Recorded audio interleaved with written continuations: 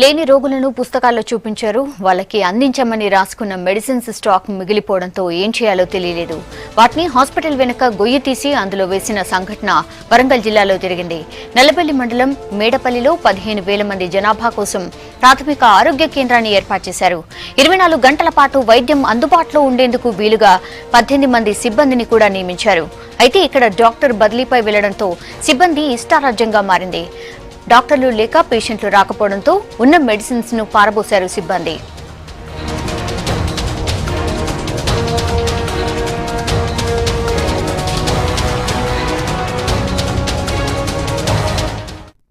ఈ యొక్క పిఎస్సి సెంటర్కు జనాభా రమారమి 15,000 జనాభాకు 24 గంటల ఆసుపత్రి ఏజెన్సీ ప్రాంతమైన మేడపల్లిలో ఉంది.